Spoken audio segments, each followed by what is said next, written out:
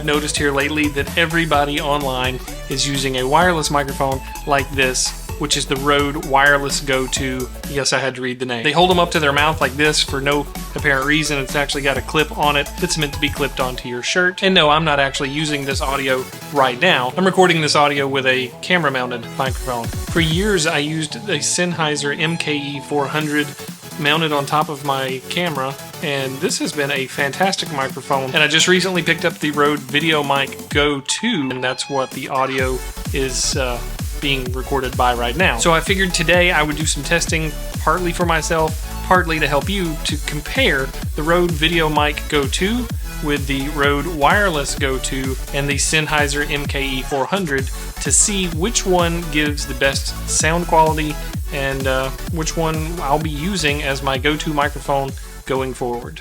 And just for comparison about how important audio can be to your videos, this is audio directly from the Canon R6 Mark II without a microphone hooked to it at all. Again, the audio you're hearing right now is recorded with the Rode VideoMic Go II, which is my newest microphone purchase. I picked this thing up for $99. The Rode VideoMic Go II is a little bit bigger than the Sennheiser MKE400, but it's not terribly big. I was considering the Rode VideoMic NTG, but because it's a bit larger and requires a battery and it has some other switches and bells and whistles on it, but I kind of felt like it was too complicated and just too large for my purposes. And perhaps the most interesting thing about this microphone is the fact that it is powered, I guess, by the camera, or just doesn't need power. There's no battery whatsoever. This Sennheiser MKE400 microphone that I used for years takes one AAA in the bottom, and they actually have a Gen 2 that I believe takes 2 batteries now, but this is the Gen 1, and I've had it for like 13 years. And even though the battery life was really good, I find it fantastic that this Rode microphone doesn't need a battery at all, because I don't have to remember to turn it on and turn it off, or to make sure the battery's charged, or put fresh batteries in it. It just works. Just having it plugged into the camera, as long as the camera's working, the microphone's working. That's phenomenal. And this audio sample from the Rode VideoMic Go II is straight from the microphone into the camera body with no processing. And this sample from the Rode VideoMic Go II is processed in Final Cut Pro with some audio tweaks that I usually make. Alright, I've just switched over to my original microphone, the Sennheiser MKE400 Generation 1. I have the microphone set to the plus 20 dB setting, and the camera gain is set about the same as it was with the Rode VideoMic Go II. And this audio sample from the Sennheiser is going straight into the camera and no processing done whatsoever. And now this audio sample has got my Final Cut Pro audio processing done to it that I would normally do in a video. This has been the microphone I've used the most over the last like 12 or 13 years, but I have had an issue recently. When you turn it on, the on switch goes past a low frequency roll off to on. So you can either pick on with low frequency roll off or just on regular, but you go past the low frequency roll off, and I think the switch is starting to short, because every now and then whenever I'm recording sound with this microphone, there's no bass in my voice whatsoever, and it's like the low frequency roll off setting is turned on when really it shouldn't be. Okay, now I've switched over to the Rode Wireless Go II.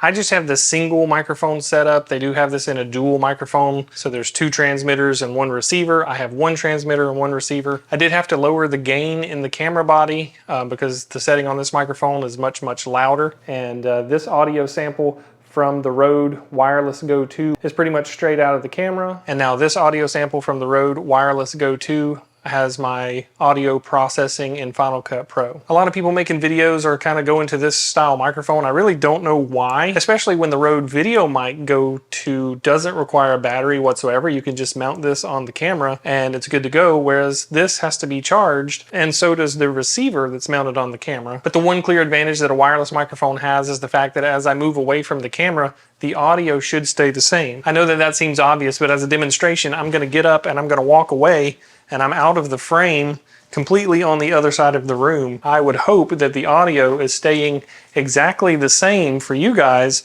no matter where I'm standing. And that's the one clear advantage of a wireless microphone over the other type, is that the other type of microphone, of course, I would be trailing off as I moved further away from it. All right, I'm going to stop the camera. I'm going to review these in my video editing software and see which one I think sounds the best. Okay, I'm gonna have to stop this because I just realized that I was recording with the Rode Wireless Go II with the sound deadening thing on it, but this is really meant for windy conditions like outdoors. So while I'm recording inside in my office here, I really don't need that, and I feel like it would be unfair to rate the quality with that windscreen on, because that's meant to deaden you know, any wind and all that, which is going to make, of course, a more muffled sound, and it's going to lose some of that crisp high frequency, I think. So I'm going to record some additional audio using the Rode Wireless Go II without that and see if that makes a difference. And so this audio sample is using the Rode Wireless Go II without the windscreen on it, and this clip is unedited. And this audio sample is using the Rode Wireless Go II,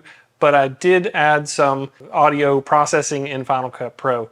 So again, without the windscreen, let's see if that makes a difference in the quality of the Rode Wireless Go II. All right, so now I think I've done a pretty fair test, and I don't think I'm surprised by the results still, because I think the best sounding audio actually came from this Sennheiser MKE400, which is the oldest but most expensive microphone in the bunch. I think I originally paid around $200 for it. You can still find this Gen 1 for like $169. Coming in very closely in second place is the Rode VideoMic Go II, which is $99. I think it actually sounds fantastic and has the added bonus of not needing any kind of charge or battery, just plug it in and go. So this will remain as my primary use microphone. Now coming in last place is the Rode Wireless Go II. Again, great microphone if you need the portability, if you're in a situation where you're going to be moving away from the camera or something like that. I think you can get much better sounding audio from a camera mounted microphone such as this Rode VideoMic Go II. I hope this video was helpful to you. Let me know which of these microphones was your favorite down in the comment below.